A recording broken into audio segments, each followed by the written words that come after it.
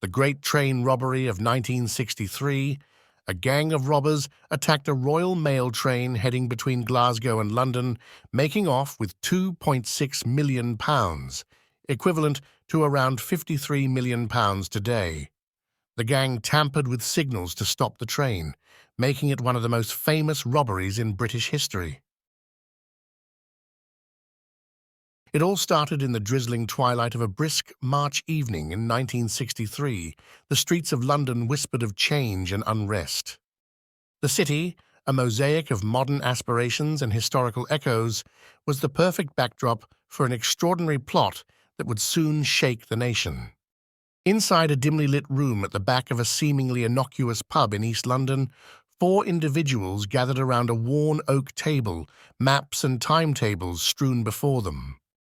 The air was thick with cigarette smoke and the heavy scent of ale. Each person at the table carried an air of determination, but also of secrets. James the mastermind. Whitaker, a sharp and charismatic former soldier, was the first to speak. "We all know why we're here," he began, his voice low and steady. "This isn't just about the money. It's about proving a point, that the big guys aren't the only ones who can pull off something monumental."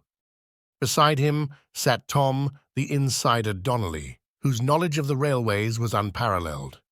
His brother had lost everything to a corrupt system, and this heist was his shot at retribution. Then there was Sarah, the muscle Evans, a daring and skilled driver who had more to lose than anyone else, her young son, who she hoped to provide a better future for with her share of the bounty. And finally, there was Michael, the scapegoat O'Connor, a small-time crook looking to make a big score. Little did he know that his role was designed to be the fall guy if anything went awry. "The target is the Glasgow to London mail train," James continued. "It carries large sums of money back and forth between banks, all lightly guarded. With Tom's insider knowledge of the railway schedules and Sarah's driving, we can intercept it right after it stops at the signal at Ledburn." As they leaned in, plotting the details of what would become known as the Great Train Robbery, none could foresee the full extent of the consequences their actions would unleash. As the dim light of the pub flickered, casting long shadows across the tattered maps and timetables, the conspirators delved deeper into their scheming. The room was suffused with an electric tension, each member acutely aware of the stakes. "The first step," Tom explained, his fingers tracing the route on the map, "is timing. The train will hit the signal stop at Ledburn at exactly 3:15 a.m. It stops for a signal check no more than 15 minutes. That's our window." Sarah leaned forward, her eyes narrowing. "Getaway routes?" she asked, her voice steady but tense. "I've scouted 3 potential escape paths," James replied. "The best option is the Old Mill Road. It's deserted at night and leads straight to a safe house I've arranged in the countryside." Michael, the least experienced of the group, shifted uncomfortably. "And what's my part in this?" he asked, trying to mask his nervousness. "You'll be our lookout," James said, with a reassuring nod towards Michael. "Your job is to keep us updated on any unexpected arrivals, be it police or late-night travelers. We can't afford surprises." Tom pulled out a smaller, detailed diagram of the train itself. "There are 5 carriages. The second one from the front is our target. That's where they store the registered parcels and cash." "Security?" Sarah asked, already anticipating the obstacle. "1 guard, unarmed," Tom reassured. "They rely on the obscurity of the night and the routine of the journey. Complacency will be their downfall." The group spent hours refining every detail, from the tools they would need to cut through the carriage locks to the exact minute they would disengage from the train to make their escape.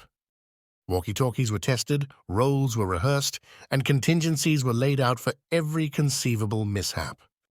Before they parted, James gathered everyone's gaze. "This isn't just a job. It's the heist of our lives. We stick to the plan, we watch out for each other, and we make our fortunes. Remember, at 3:15 a.m. next Wednesday, we change our fates forever." The days leading up to the heist were charged with a palpable tension. Each member of the crew went about their final preparations, their minds preoccupied with the looming event.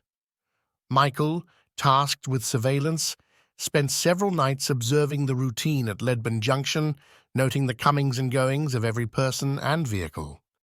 Meanwhile, Sarah fine-tuned her driving routes, driving them at different times of the night to gauge the best timings and possible police patrols. She made mental notes of every pothole and sharp bend that could hinder their escape. Tom and James focused on gathering the necessary equipment. They procured bolt cutters, masks, and gloves, ensuring everything was clean and untraceable. In a rented garage under the guise of night, they modified a vehicle to boost its speed and handling, knowing that the success of their escape might hinge on its performance. Throughout their preparations, the looming figure of Detective Inspector Robert Langdon began to piece together scattered reports of suspicious activities around the railroads. An experienced and dogged investigator, Langdon was known for his ability to connect seemingly unrelated dots into a clear picture.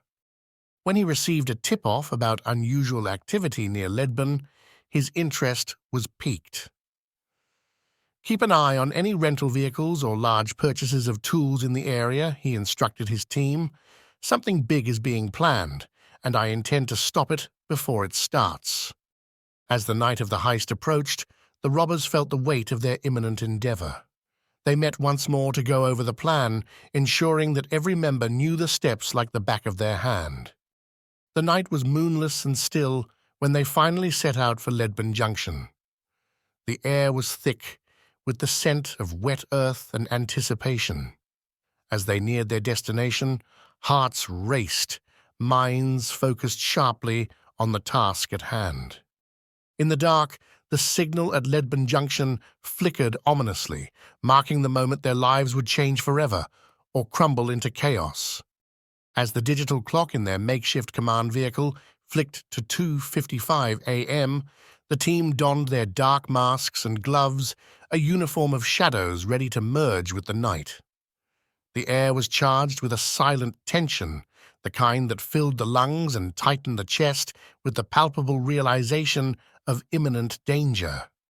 Michael took his position near the junction, walkie-talkie in hand, his eyes scanning the area. "All clear," his voice crackled through the static, the signal for the others to move into place. Sarah parked the getaway vehicle in the shadows, her heart thumping against her ribs like a drum. She kept the engine running, her eyes fixed on the winding path leading back from the railway track. James and Tom moved with stealth, ghosting along the railway embankment to the predetermined spot where they would board the train. The gravel underfoot crunched softly under their careful steps. Above them, the signal lights switched to red, signaling the train's imminent arrival. The rumble of the approaching train grew from a distant murmur to a ground-shaking roar, its powerful headlights slicing through the darkness. As it slowed at the signal, James gave the nod, and they made their move. Using a previously stashed ladder, they climbed onto the train, making their way to the second carriage. Tom, with practiced ease, applied the bolt cutters to the lock, shearing through it like paper. The door slid open with a quiet hiss, revealing rows of secured mailbags and parcels, a treasure trove bathed in the dim light of a single bulb. Inside, they moved quickly, their actions synchronized and silent, transferring bags of cash into duffel bags they had brought along. Their breaths were shallow, their movements precise. Every second that ticked by throbbed with risk and reward. Suddenly, Michael's voice erupted in their earpieces, a note of urgency slicing through the quiet. "Heads up. I see headlights approaching from the north. Could be a patrol car." Panic flared briefly in James's eyes, met by Tom's determined gaze. "We're almost done," Tom hissed, zipping the last bag. They had prepared for this, every scenario, every possibility, but the threat of real-time discovery sent adrenaline surging through their veins.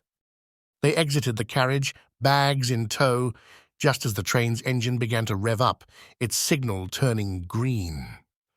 Descending from the train, they sprinted back towards the embankment where Sarah waited with the getaway car, her eyes wild with the thrill and fear of their escape. As they piled into the vehicle, the distant siren of a police car wailed through the night, a harbinger of the chaos to follow. Sarah slammed the accelerator to the floor, the car lurching forward as they made their escape, leaving the echoing sound of the train and the approaching sirens behind. In the safe house, the crew unloaded their haul with hands still trembling from the adrenaline. The floor of the dusty old barn was littered with cash-filled bags, a sight that made the danger they had just escaped seem momentarily worthwhile. "We did it," James breathed, allowing a rare smile to break through his usually stoic demeanor. But the celebration was short-lived.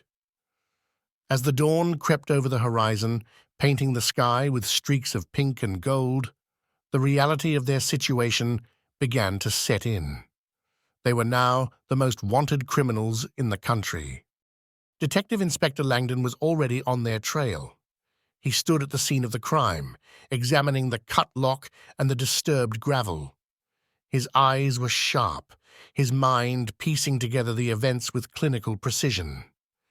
"Get me everything on recent vehicle rentals and unusual purchases in this area," he ordered his team, his voice a calm command in the rising storm.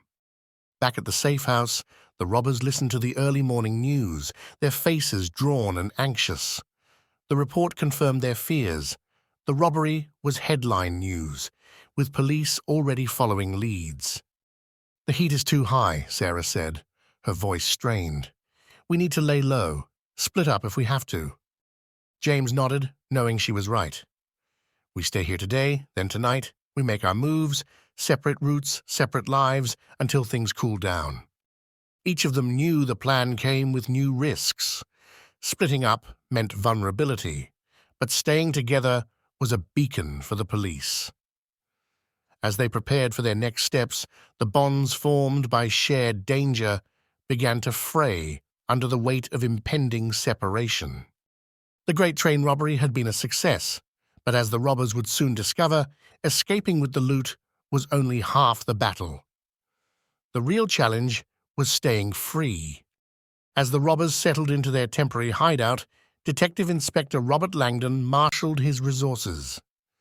With methodical precision, he began to unravel the threads of the heist. His first break came when a patrol officer reported a suspicious vehicle near Ledburn Junction on the night of the robbery, a vehicle that had been rented under a false name, but linked back to a known associate of petty criminals. Langdon assembled a task force, their sole focus to capture the culprits of the Great Train robbery. "We know they're organized, and they had inside information," he briefed his team. "Track every lead, check every alibi, and keep an eye on known associates. They'll slip up, and when they do, we'll be ready." Meanwhile, the robbers were fracturing under the pressure. Their plan to split up was a necessary strategy, but it bred isolation and paranoia. Each member took a different route from the safe house, communicating only through secure, indirect messages. Sarah drove north towards Scotland, planning to lay low in a remote village. She changed vehicles twice, paying in cash, and avoided main roads whenever possible. However, her movements did not go unnoticed. A keen-eyed traffic officer noted her erratic driving near a checkpoint, sparking an alert across law enforcement networks. James headed south, using his military training to cover his tracks. He stayed off the grid, using cash and moving under the cover of night. But even his careful maneuvers were challenged when a former army comrade, now a local constable, recognized him in a small-town pub. Though he managed to talk his way out of immediate suspicion, the encounter left him rattled. Tom, bearing the guilt of his brother's situation that had partly motivated the heist, decided to take a riskier path. He tried to reconnect with an old contact in London who could forge documents for his escape abroad. However, this move proved to be his downfall. The contact, already under surveillance for other crimes, was being watched by one of Langdon's teams. Michael, The least experienced and the designated scapegoat panicked as the pressure mounted. He made the critical mistake of trying to contact his family to assure them of his safety, unaware that police were monitoring his relatives' communications. Back at the police headquarters, Langdon pieced together the intelligence flowing in from various sources. "Bring me everything on these sightings," he ordered, pointing at a map littered with pins, "and tap into the CCTV footages along these routes." The net was closing. Langdon felt the pulse of the chase, each lead and sighting tightening the circle around the robbers. As reports came in, the pieces of the puzzle began fitting together, forming a clearer picture of the robbers' movements and possible hideouts. The tension reached its peak when Tom's contact, pressed by the threat of his own legal troubles, betrayed Tom to the police. In a dramatic late-night raid, Tom was arrested at the hideout prepared by his contact. His capture was the first domino to fall. Using the information extracted from Tom, Langdon's team accelerated their efforts. They traced the car Sarah had abandoned near the Scottish border, using local CCTV to confirm her identity. Michael, crumbling under the stress, was apprehended after a routine traffic stop escalated into a full search of his vehicle, where cash from the robbery was found hidden in a concealed compartment. James, now the last at large, became increasingly desperate. Realizing the noose was tightening, he made a final attempt to flee the country. His plan, however, was thwarted when Langdon, anticipating this move, intercepted him at a coastal marina where he was attempting to charter a private boat. Tom, Sarah, Michael, and James were each sentenced to significant prison terms, their dreams of easy fortunes dashed on the harsh rocks of reality.